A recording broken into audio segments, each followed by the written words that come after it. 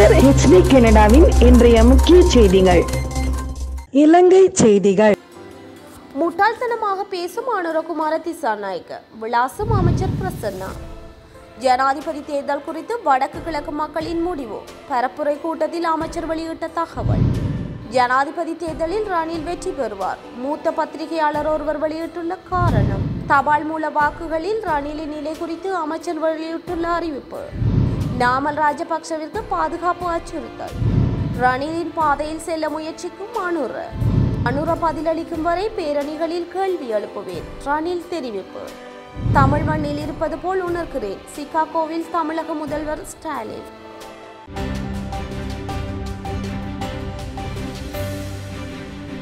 அனுரகுமார திசாநாயக்க முட்டாள்தனமான கதைகளை கூறுகிறார். இவ்வாறான முட்டாள்களை இந்த நாட்டில் ஏற்றுக்கொள்ள முடியாது என தெரிவித்தார் நகர அபிவிருத்தி மற்றும் வீடமைப்பு அமைச்சர் பிரசன்னா ரணதுங்க.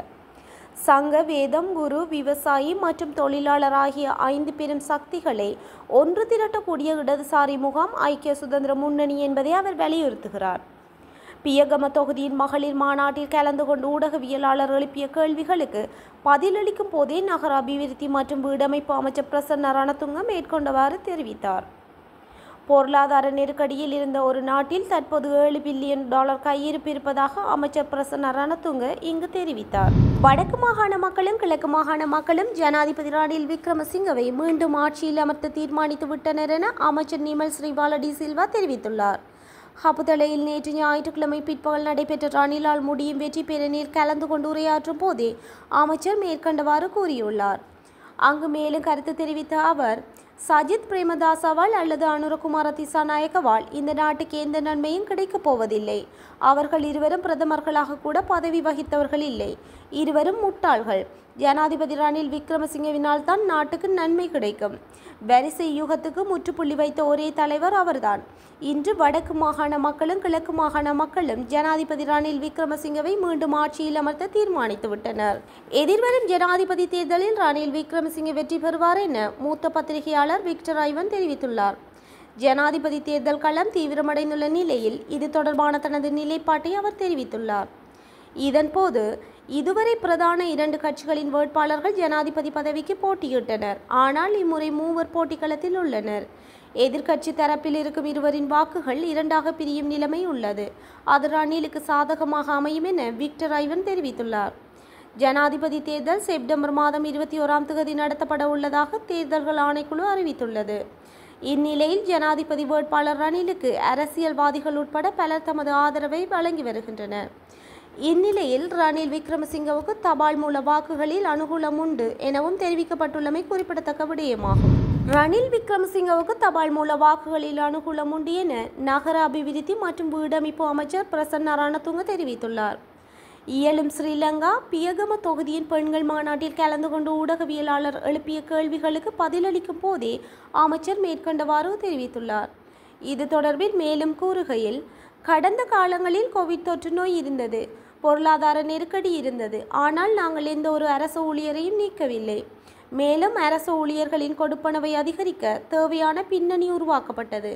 அந்த நேரத்தில் எரிபொருள் மற்றும் எரிவாயு வாங்க $20 மில்லியன் கண்டுபிடிக்க முடியவில்லை. இன்று $7 பில்லியன் கையிருப்பாக உருவாக்க முடிந்ததால் அரசு ஊழியர்களின் உதவித்தொகையை அதிகரிக்கவும் சம்பளத்தின் மீதான வரிகளை குறைக்கவும் சர்வதேச நாணய நிதியத்துடன் பேச்சுவார்த்தை நடத்த ஒப்புக்கொண்டுள்ளது. ரணில் விக்ரமசிங்க பொருளாதாரத்தை சரியாக முகாமைத்துவம் செய்தார் என கூறியுள்ளார். ஜனாதிபதி வேட்பாளர் நாமல் ராஜபக்சவிற்கு பாதுகாப்பு அச்சுறுத்தல் ஏற்பட்டுள்ளதாக ஸ்ரீலங்கா பொதுஜன முன்னணி தெரிவித்துள்ளது. நாமல் ராஜபக்சவின் பாதுகாப்பினை பலப்படுத்துமாறு புலனாய்வு பிரிவினர் அறிவித்துள்ளதாக கட்சி குறிப்பிட்டுள்ளது. இந்த விடயம் தொடர்பில் தேர்தல் ஆணைக்குழுவிற்கும் போலீசாருக்கும் அறிவிக்க நடவடிக்கை எடுக்கப்பட்டுள்ளது. இதேவேளை வெளிமடை திரையரங்கில் அண்மையில் நடைபெற்ற நாமல் ராஜபக்சவின் பிரச்சார கூட்டத்திற்கு விளையாட்டு துப்பாக்கியுடன் சென்ற 2 இளைஞர்கள் கைது செய்யப்பட்டுள்ளனர். கூட்டம் நடைபெறும் போது மண்டபத்திற்குள் பிரவேசிக்க முயற்சித்த பாடசாலை மாணவன் மற்றும் பல்கலைக்கழக மாணவனிடம் நடத்தப்பட்ட சோதனையின் போது இந்த விளையாட்டு துப்பாக்கி மீட்கப்பட்டுள்ளது.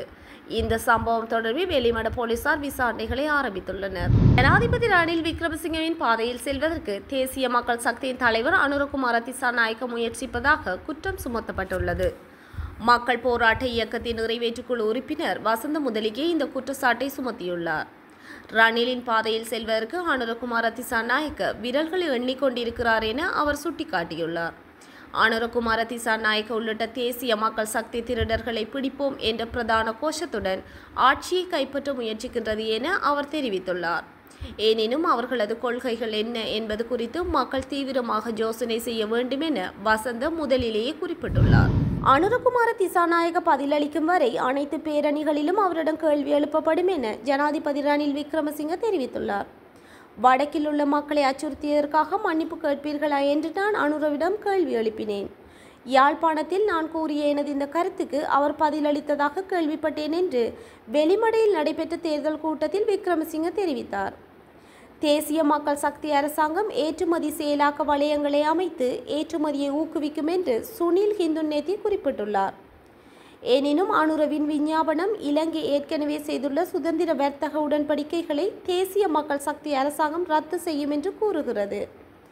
இந்த நிலையில் தடையற்ற வர்த்தக உடன்படிக்கைகள் இல்லாமல் நீங்கள் எவ்வாறு ஏற்றுமதிகளை அபிவிருத்தி செய்ய முடியும்? இந்த கேள்விக்கு அனுர பதிலளிக்க வேண்டும். அவர் எனக்கு பதிலளிக்கும் வரை இந்த கேள்விகளை அனைத்து பேரணிகளிலும் எழுப்புவேன் என்று ரணில் குறிப்பிட்டுள்ளார். சிகாகோவில் நடைபெற்ற வட அமெரிக்க தமிழ் சங்க கலை விழாவில் தமிழக முதல்வர் மு.க. ஸ்டாலின் கலந்து கொண்டார். தமிழகத்தில் தொழில்துறைக்கான முதலீடுகளை ஈர்க்கும் நோக்கில் முதலமைச்சர் மு.க. ஸ்டாலின் அமெரிக்கா சென்றுள்ளார். தமிழகத்திற்கான முதலீடுகளை ஈர்க்க ஏற்கனவே ஐக்கிய அரபு அமீரகம், சிங்கப்பூர், ஜப்பான், ஸ்பெயின் நாடுகளுக்கு சென்றுள்ள அவர் தற்போது அமெரிக்கா சென்றுள்ளார். தமிழ்நாட்டிற்கான தொழில் முதலீடுகளை ஈர்த்துவிட்டு செப்டம்பர் 14ஆம் தேதி திரும்பி வரும் வகையில் திட்டமிட்டுள்ளார். இந்நிலையில் முதல்வர் ஸ்டாலின் சிகாகோவில் நடைபெற்ற வட அமெரிக்க தமிழ் சங்க கலை விழாவில் பங்கேற்று உரையாற்றியுள்ளார். அவர் கூறியதாவது: அமெரிக்க வாழ் தமிழர்களின் முகத்தை மட்டும் பார்த்து கொண்டே இருந்தால் போதும் என்று தோன்றுகிறது. தமிழகத்தில் நான் ஒரு நிகழ்ச்சியில் கலந்து கொண்டால் எப்படி இருக்குமோ அதை போல அல்ல, அதைவிட மிக சிறப்பாக இந்த நிகழ்ச்சி உள்ளது. அமெரிக்க வாழ் தமிழர்களுடன் இருப்பது தமிழ் மண்ணில் இருக்கக்கூடிய உணர்வை தருகிறது என்றார்.